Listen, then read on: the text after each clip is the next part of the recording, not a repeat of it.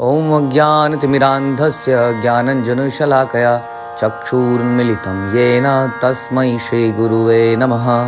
हरे कृष्ण। भगवद गीता अध्याय 7वां knowledge of the absolute and श्लोक संख्या 9। पुण्यो गन्धः पृथिव्यां च तेजश्चास्मि विभावसौ जीवनं सर्वभूतेषु तपश्चास्मि तपस्विषु।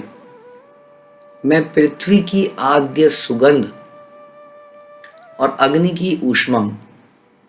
मैं समस्त जीवों का जीवन तथा तपस्वियों का तप हूँ। तो भगवान अपने ऐश्वर्य को बता रहे हैं। जब कोई भक्त बन जाता है भगवान का तो उसको ये सब चीज़ें बतानी नहीं पड़ती हैं, है ना। जब हमें किसी से प्रेम होता है तो पिता को बताना नहीं पड़ता मैंने तेरे लिए ये किया, मैंने तेरे लिए ये किया, उसको रियलाइज़ होता है। वैसे ही पति को पत्नी को बताना नहीं पड़ता मैंने तुम्हारी कब कब मदद करी। लेकिन कई परिस्थितियाँ ऐसी हो जाती हैं जहाँ बताना पड़ता है और कई बार बता के हमें रियलाइज़ होता है ना। जैसे हम भगवान के बारे में सुन रहे हैं और सुन के हमें रियलाइज़ हो रहा है हाँ ऐसा है, क्योंकि by nature we are ungrateful. जैसे हम कई बार चर्चा करते हैं, हम हर चीज़ का रीज़न अपने आप को मानते हैं। जो भी हमारे जीवन में अच्छा होता है, जो भी हमारे जीवन में बुरा होता है, उसका रीज़न हम किसी और को मानते हैं कि वो व्यक्ति मेरे जीवन में आया इसलिए मेरे साथ ये गलत हुआ, हाँ अदरवाइज़ मेरी लाइफ बहुत बढ़िया थी। वास्तविकता तो ये है कि हाँ कुछ हमारे कर्मों का ही फल है और कुछ है नहीं इसके अलावा। लेकिन हम अच्छा होता है तो उसका क्रेडिट अपने आप को देते हैं, बुरा होता है तो क्रेडिट उसका जो उसका दोषारोपण है वो किसी और के ऊपर करते हैं। तो समझाने की बात ये है कि कई बार जब व्यक्ति के हृदय में नेचुरली ग्रैटिट्यूड पैदा नहीं होता है तो उसको बताने की आवश्यकता होती है और उसकी जो स्मृति है उसको वापस लाने की आवश्यकता पड़ती है, तब उसको रियलाइज़ होता है यस। तो इस वजह से समझ लीजिए भगवान को हमें बताना पड़ रहा है ये सारी बातें। अदरवाइज हम जानते ही हैं कि सृष्टि का एक कण भी हिल नहीं सकता है जब तक भगवान यहाँ पर मौजूद ना हो। भगवान न केवल जीवों के अंदर हैं, परमात्मा रूप में वो हर अणु के अंदर भी हैं, हाँ, और एटम के अंदर भी हैं। तो इस प्रकार की पृथ्वी बन ही नहीं सकती है, इसकी रचना ही नहीं हो सकती है, इसमें वैरायटी नहीं हो सकती है, इसमें जीवन नहीं आ सकता है जब तक इसमें कृष्ण स्वयं ना आए। वो स्वयं आते हैं अपने अलग अलग विस्तारों के रूप में, विष्णु क्षीरोदक्षाई विष्णु परमात्मा के रूप में वो आते हैं। तो आज भगवान बता रहे हैं उसी को कंटिन्यू करते हुए कि मैं पृथ्वी की आद्य सुगंध हूँ। अब हमने सुना था कि जब ये 5 ग्रॉस मैटर धीरे धीरे क्रिएट होते हैं तो आकाश से ध्वनि होती है, वायु में स्पर्श होता है, अग्नि में फॉर्म आता है आकार, और जल में स्वाद आता है और पृथ्वी में गंध आती है। तो पृथ्वी में स्वाद भी रहता है, पृथ्वी में आकार भी रहता है, पृथ्वी में स्पर्श भी रहता है और ध्वनि भी रहती है, साथ में गंध भी होती है।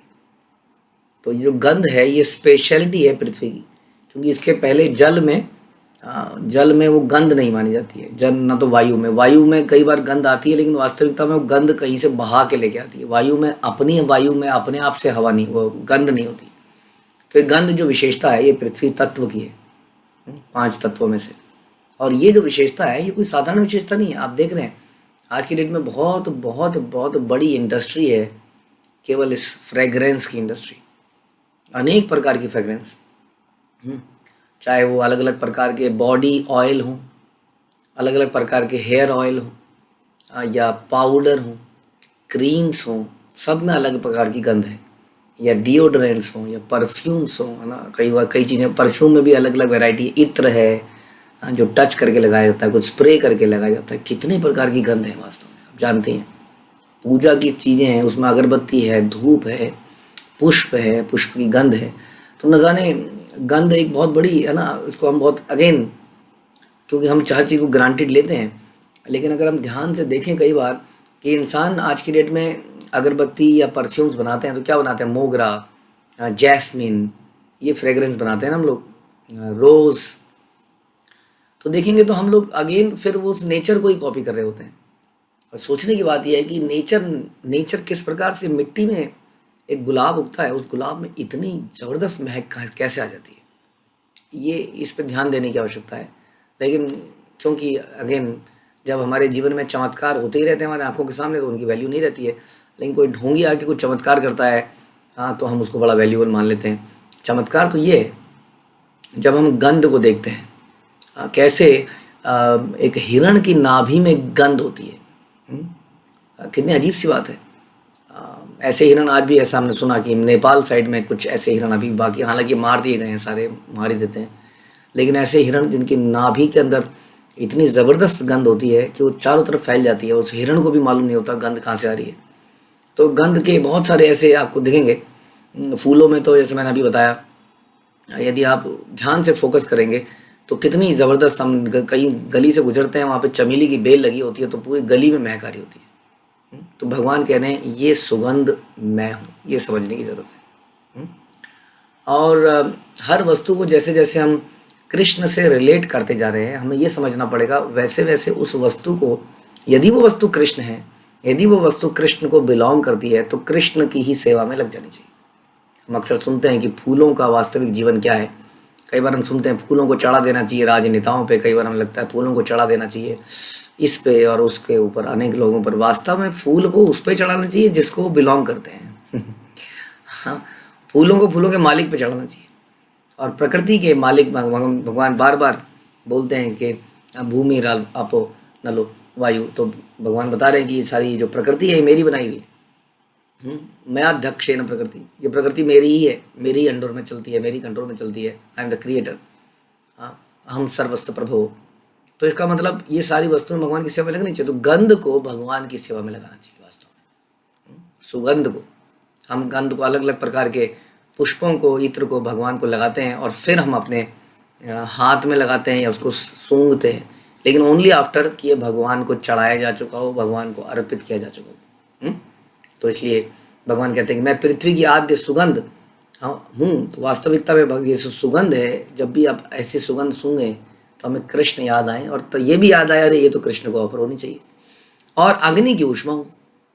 अब अग्नि जो है, अग्नि तत्व आ गया। अग्नि जब इतना हमारी लाइफ में इतना इम्पोर्टेंट रोल अदा करती है कि अग्नि के बिना हम जी नहीं सकते वास्तव में। अलग अलग प्रकार से, चाहे वो अग्नि के प्रकार हैं, एक तो अग्नि है ही जो हमारी गैस है, चाहे वो गैस कैसी भी गैस हो, एलपीजी हो, पेट्रोलियम, पेट्रोल हो, डीजल हो, अलग अलग प्रकार से, डीजल से, पेट्रोल से हम लोग गाड़ियाँ चला रहे हैं। हाँ, और उसके बाद हमारे घरों में लिक्विड पेट्रोलियम गैस आ रही है, या कहीं पर केरोसिन का ऑयल आ रहा है, उससे हम खाना बना रहे हैं। फिर कहीं पर उसी अग्नि के एक प्रकार से हम विद्युत बिजली जला रहे हैं। हाँ, तो अग्नि के कितने प्रकार हैं। यदि अग्नि, ये जो एनर्जी ये नहीं रहे तो हम चल ही नहीं सकते हैं। और हम चर्चा कर रहे थे कि इस प्रकार पेट के अंदर भी जो जठरा अग्नि है, जो हमारे खाने को पचाती है, जिसके बिना हम नहीं चल सकते हैं ना, तो वो वस्तु भी, वो जो अग्नि है, वो भी अग्नि की ऊष्मा वास्तव में कृष्ण है। यह हमें समझना होगा। तो हम तो कई बार बस जला देते हैं ना, हम लोगों ने ऐसी तिल्ली लगाई और वो आग जल गई। अब सोचिए उस आग के जलने से कैसे रॉ मटेरियल जो है, अनाज, कैसे स्वादिष्ट खाने में परिवर्तित हो जाता है, भोग में हम उसको ऑफर करते हैं, उसको पाते हैं। तो ये सोचने के विषय हैं, हम इनको बहुत कैजुअली लेते हैं। लकड़ी के अंदर किस प्रकार से सुप्त अवस्था में अग्नि होती है, लेकिन उचित समय मिलने पर उसमें अग्नि लग जाती है। तो कैसे कहते हैं कि सारे, इवन साइंटिस्ट इस बात को मानते हैं कि जिस भी वस्तु में आपको एनर्जी दिख रही है, सारी एनर्जी का सोर्स इज सन। ऐसा साइंस कहती है कि जैसे कि लकड़ी भी जलती है, तो वो कहते हैं कि लकड़ी ने उस ऊष्मा को अपने जीवन में अपने अंदर संचित किया, सूर्य की ऊष्मा को, और जब हमने उसको जलाया तो वो अग्नि में कन्वर्ट हुआ। और वो सूर्य कौन है? भगवान आगे गीता में बोलेंगे वो सूर्य मैं हूँ। सूर्य को भगवान की आंख भी कहा जाता है, is ultimate source of energy, but that is not the ultimate source of energy. सूर्य ऑल्सो, हर ब्रह्मांड का अपना सूर्य है। हर ब्रह्मांड में अपना सूर्य है। तो सोचने का विषय है कि वो सूर्य भी अल्टीमेट सोर्स ऑफ एनर्जी नहीं है। इसका मतलब ultimate source of energy is Krishna. तो मैं समस्त जीवों का जीवन हूँ वास्तव में, और समस्त तपस्वियों का तप भी हूँ। हाँ, तपस्वियों के लिए सबसे बहुमूल्य वस्तु क्या है? तप। उनको तप करने से ही वो शक्तियाँ मिलती हैं, चाहे वो यौगिक शक्तियाँ हों, चाहे वो भक्ति रूपी शक्तियाँ हों। भक्ति रूपी भक्त लोग भक्तिमय तपस्या करते हैं। कोई कैसी तपस्या करता है, लेकिन उन तपस्वियों का जो तप करने की कैपेसिटी है वो भी कृष्ण है, और तप के बदले में जो उन्हें फल मिलता है वो भी कृष्ण है। समस्त जीवों का जीवन भी कृष्ण है वास्तव में। हमारे अंदर जो जीवन शक्ति है हमारे शरीर के अंदर, वो कृष्ण की है ना। हम वास्तव में हम कहते हैं कि हम आत्मा हैं, और इस आत्मा से ये शरीर चलता है, हम इस बात को जानते हैं। क्योंकि आत्मा के निकल जाने के बाद ये खूबसूरत और एकदम स्ट्रांग शरीर बेकार जाता है। कई बार बहुत तगड़ा हट्टा कुट्टा आदमी मर जाता है अचानक से। हम सोचते हैं अरे इस आदमी को तो कोई बीमार नहीं थी, ये दिन में 2 घंटा योगा करता था, 3 घंटे जॉगिंग करता था। ऐसे लोग हमने देखे और चले गए अचानक से, क्योंकि वो जीवन शक्ति जो है वो उनके हाथ में नहीं है। वो जीवन शक्ति से ये शरीर चलता है। तो भगवान कह रहे हैं मैं समस्त जीवों का जीवन हूँ और तपस्वियों का तप हूँ। तो इस प्रकार से समझने का विषय ये है कि ये जो मुख्य तत्व है, हाँ, जैसे हमने सुना पृथ्वी की सुगंध, अग्नि, हाँ, और तपस्वियों का तप, ये मुख्य वस्तुएं भी कृष्ण को रिप्रेजेंट करती हैं। जब भी इन वस्तुओं को हम देखें तो हमें कृष्ण ध्यान में आए। लेकिन एक भक्त केवल इनको ध्यान नहीं करता है। हमने डिस्कस किया था कि भक्त ग्रेटफुल हो जाता है, कृतज्ञ हो जाता है कि वो Krishna because of you only I am able to eat and digest. आपकी कृपा से ही मैं खा पा रहा हूँ और डाइजेस्ट कर पा रहा हूँ। आप ही की कृपा से मैं सुगंध ले पा रहा हूँ। मेरी नाक के अंदर ये जो कैपेसिटी, देखिए इतना सा एक इंस्ट्रूमेंट है ये, कैसे भगवान ने लगाया है कि ये अलग अलग गंध को पहचान पाता है, हाँ, उनको समझ पाता है। तो कितना भगवान ने ये यंत्र बनाया है नासिका को, जिसकी वजह से हम गंधों को लेते हैं। बस थोड़ा सा परिवर्तन ये करना है कि ये गंध को हम भगवान का प्रसाद की तरह लें। हाँ, हम अपने शरीरों पे बहुत सुगंध लगाते हैं, लेकिन बेहतर होगा कि यदि जैसे हम नरसिंह आरती करते हैं तो नरसिंह आरती करते हुए हम इत्र को लगाते हैं एक कॉटन में, भगवान को ऑफर करते हैं और उस इत्र को अपने हाथ में लगाते हैं, भक्तों के हाथ में लगाते हैं। तो इस प्रकार से वैदिक नियमों में सारी प्रकार की इच्छाओं की पूर्ति करने का एक तरीका बताया गया है। बस यही डिफरेंस है। हाँ, एक वैलिड तरीका है, एक इनवैलिड तरीका है। पिताजी मना नहीं करते हैं कि घर में आइसक्रीम खाई जाए, लेकिन पिताजी मना करते हैं कि चोरी करके आइसक्रीम नहीं खानी है। मेरे बटुए से पैसे निकाल के मत खाओ, मेरे से मांग लो, मैं ही तुम्हें ला के आइसक्रीम दूंगा। तो उसी तरह से वैदिक शास्त्रों में हर चीज़ के इस्तेमाल करने के कुछ तरीके बताए हैं। सारे लोग संसार में वस्तुएं इस्तेमाल कर रहे हैं, भक्त लोग भगवान का प्रसाद आशीर्वाद रूप में ले रहे हैं।